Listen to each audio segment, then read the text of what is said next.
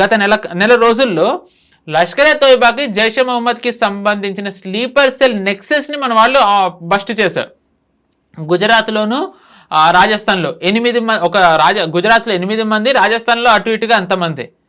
వీళ్ళు ఏంటి అంటే హైబ్రిడ్ వాళ్ళని, అంటే ఇండివిజువల్గా ఉండి దాని తర్వాత వాళ్ళని లోన్ వుల్ఫ్ అటాక్లకి తయారు చేయడం కానివ్వండి, రాడికలైజ్ చేయడం, ఇలాంటివి తయారు చేసే నెక్సెస్కి సంబంధించిన వాళ్ళని మన వాళ్ళు పట్టుకున్నారు. నిన్నో మొన్నో మహారాష్ట్రలో ఎన్ఐఏ 125 మంది మీద దాడులు చేసింది.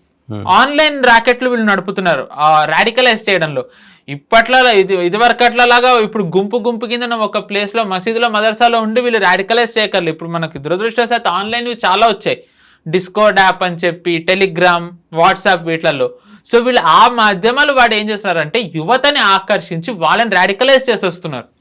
సో అందుకే ఐబీ ఎక్కువగా ఈ సోషల్ మీడియా నెట్వర్క్ మీద ఎక్కువగా దృష్టి పెట్టింది. సో ఏంటంటే ఇంటర్నల్ గా మనం ఏంటంటే ఇలాగ ఎక్కడెక్కడైతే లష్కర్ వాళ్ళు మాడ్యూల్స్ ఉన్నాయో, జైష్ మాడ్యూల్స్ ఉన్నాయో, మనం వాటన్నిటిని మనం బస్ట్ చేసుకుంటూ వస్తున్నాం. ఇది కేవలం నేను ఉదాహరణకి గుజరాత్, రాజస్థాన్, మహారాష్ట్ర చెప్పాను. కానీ మనం చూసుకున్నట్టయితే కనుక ఎన్ఐఏ తరచుగా తమిళనాడు నుంచి, అంటే కాశ్మీర్ టు కన్యాకుమారి అన్నట్టుగా, కాశ్మీర్ నుంచి కన్యాకుమారి వరకు, గుజరాత్ నుంచి అరుణాచల్ ప్రదేశ్ వరకు దేశం మొత్తం చేస్తుంది. దానికి ఈ ప్రాంతం ఆ ప్రాంతం అని లేదు. ఎవరన్నా బలమైన నేతల బ్యాకింగ్ ఉన్నా సరే కేంద్రం వాళ్ళకి ఫ్రీ హ్యాండ్ ఇవ్వడంతో ఎవరినైనా పట్టుకుంటోంది. సో దీంతో ఏమవుతుందంటే ఇంటర్నల్గా మనం ఒక రకంగా మనల్ని మనం ఫోర్టిఫై చేసుకుని మనల్ని మనం కాపాడగలుగుతున్నాం. కానీ బార్డర్కి అటువైపు వాళ్ళు చేస్తున్నదని మనం ఏం చెయ్యలేం. బట్ ఒక ఆస్పెక్ట్ మనం ఏం చేయొచ్చు అంటే అన్నోన్ గన్మెన్, మనకు అది ఉండనే ఉంది. సో బిఫోర్ ద అటెంప్ట్, ఇప్పుడు పాకిస్తాన్ ఆర్మీ ఏమన్నా చేస్తే ఓకే ఫైన్, కానీ మనం ఆపలేం. కానీ టెర్రరిస్టులను మనం ఆపచ్చు. లష్కర్ ఎ తోయిబా వాళ్ళు, మీరు ఇప్పుడు అన్నారు వాటర్ వింగ్ కాన్వకేషన్ సెరమనీలు ఇలా అవుతున్నాయి. సో మనకి ఎలా వచ్చే ఇది, అది పాకిస్తాన్ చాలా ఇంటర్నల్లీ అవుతుంది. అంటే ఎవరో అక్కడ షూట్ చేసి రిలీజ్ చేయబట్టే మనకి తెలిసింది ఇన్ఫో. అండ్ ఇవన్నీ కూడా ఓపెన్ సోర్స్ లో మనలాంటి వాళ్ళమే తెలుసుకోగలిగితే దీనికంటే 10 times ఎక్కువ ఇన్ఫో ప్రభుత్వం దగ్గర ఉంటుంది, ఐబీ దగ్గర ఉంటుంది, ఎస్ అజిత్ దోవల్ గారి దగ్గర ఉంటుంది. సో మనకి ఏదైతే తెలుసో జస్ట్ బాటమ్ అని అనుకోవాలి, tip of the iceberg. So and ఇంకొకటి ఏంటి అంటే, నేను అన్నోన్ గన్మెన్ యాక్టివిటీ ఎందుకన్నాను అంటే 23 మంది టెర్రరిస్టులని కేంద్రం ఇటీవల ప్రకటించింది. పెహల్గాం దాడిలో వీళ్ళున్నారని, రకరకాల దాడుల్లో వీళ్ళున్నారని 23 మంది. అది కేవలం వాళ్ళు ఇప్పుడు దాంట్లో జైషే మొహమ్మద్ హఫీజ్ సయీద్ కూడా ఉన్నాడు దాంట్లో. సో ఇప్పుడు అంటే 23 మంది మీద మనం ఛార్జ్ షీట్ ఫైల్ చేస్తే వాళ్ళని మన ఎక్స్ట్రాడేట్ చేసే, పాకిస్తాన్ ఎక్స్ట్రాడేట్ చేయడానికి ఒప్పుకోదు. మరి మనం ఛార్జ్ షీట్ ఫైల్ చేసి ఏం చేస్తాం? సో ఇది ఏమీ దాపరికం లేదు, it is a clear target. ఇది ఏంటంటే సంకేతం, వీళ్ళని ఎలిమినేట్ చేయాలి, చేయబోతున్నాం అని చెప్పటం. ఎస్, అంటే దాని అర్థం ఏదో రేపో ఎల్లుండి అవుతుంది, బట్ ఖచ్చితంగా డౌన్ ద లైన్ ఏంటంటే they are on the hit list అని. అందుకే బుర్హాన్ వానీ సంఘటన మనకి తెలిసిందే. హిజ్బుల్ ముజాహిదీన్ అతను ఐ థింక్ 15-16లో టెర్రరిస్ట్ అతన్ని చంపితే మొత్తం జమ్మూ కాశ్మీర్ మొత్తం రగిలిపోయింది. మెహబూబా ముఫ్తీ కూడా వ్యతిరేకించింది. అదంతా ప్రభుత్వానికి అది ఒక బ్లాక్ మార్క్ అయింది. వాళ్ళు అక్కడ ఉన్న నిరసనల్ని కంట్రోల్ చేయలేకపోవడం ఐ థింక్ 15-16లో అయిందనమాట. అతన్ని వీళ్ళు ఐ థింక్ అతన్ని చంపి ఇన్ని సంవత్సరాలు అయిందని చెప్పి వీళ్ళు ర్యాలీ తీద్దామని అనుకున్నారు పాకిస్తాన్లో. అది ఎంత దారుణంగా వీళ్ళు భయపడ్డారంటే మెయిన్ లీడర్స్ ఎవరు బయటికి రాలేదంట. ఇది అథెంటిక్ అవునా కదా, జస్ట్ కొన్ని ఓపెన్ సోర్స్లు ఉన్నాయి. ఎందుకంటే ఎక్కడ వాళ్ళని అన్నోన్ గన్మెన్ చంపేస్తారని వాళ్ళు బయటికి రాలేదంట.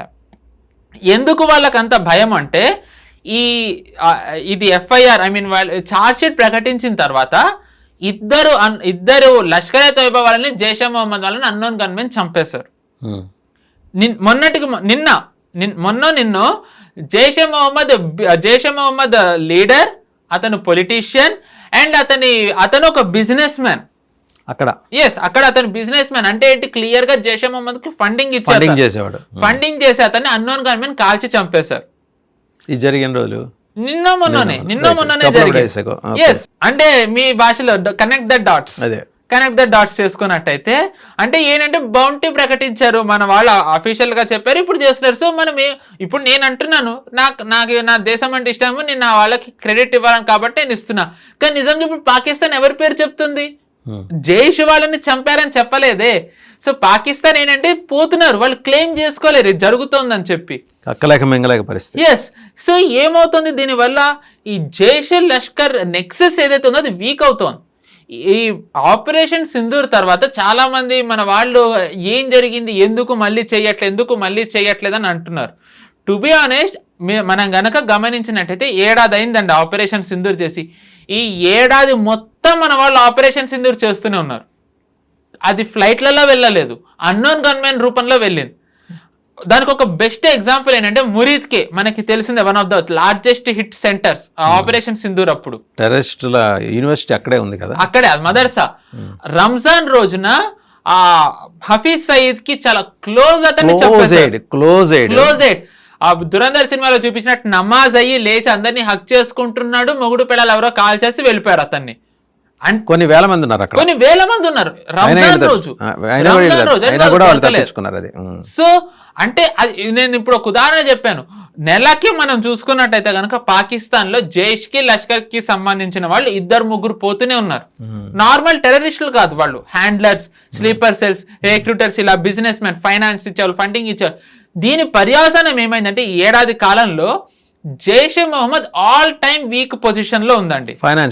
ఫైనాన్షియల్ గా రిక్రూట్మెంట్ పరంగా లీడర్షిప్ పోవడంతో. అమెరికా నుంచి అక్కడి నుంచి ఇక్కడి నుంచి ఈయన అడుక్కొని తెచ్చుకుంటున్న ఫండ్స్ అన్ని ఏం చేస్తాడు అసీం మునీర్? ఎవరికి ఇస్తాడు?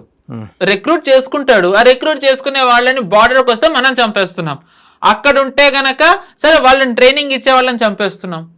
అండ్ ఇప్పుడు ఆసిమ్ మునీర్ మీరు అన్నట్టుగా డబ్బు ఇచ్చిన డబ్బు ఎవరికి ఖర్చు పెట్టాలి?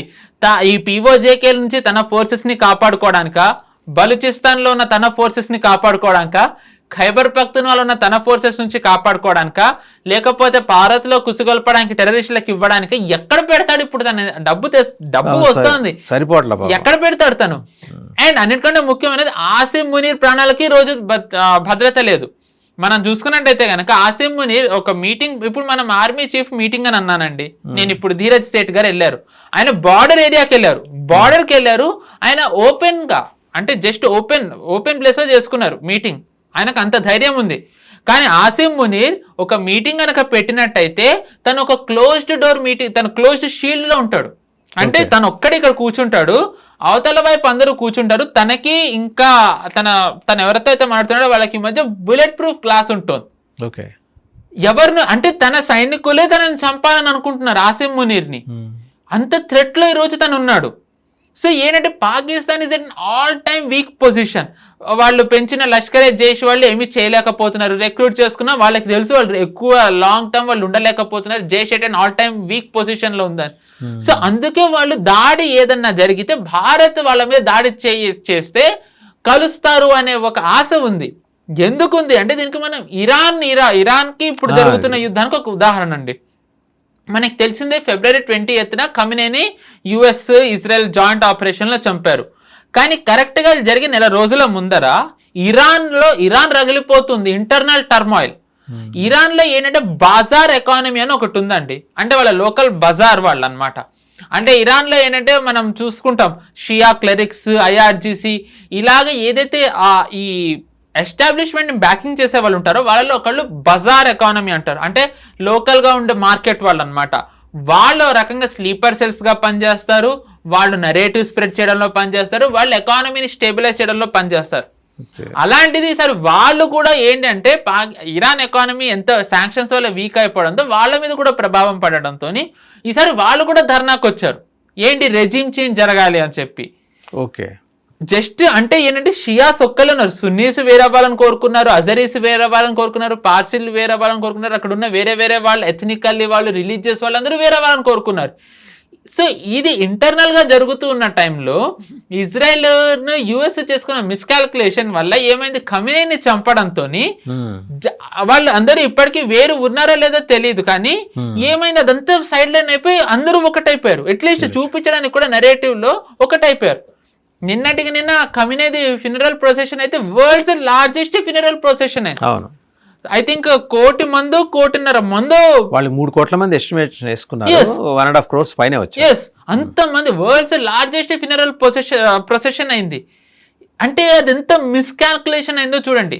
ఇంటర్నల్లీ ఫ్రాగ్మెంట్ అవుతున్నది.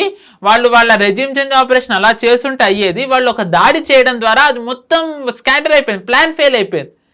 అలాగే ఇప్పుడు ఏంటి, పాకిస్తాన్ కూడా అదే ఎక్స్పెక్ట్ చేస్తుంది.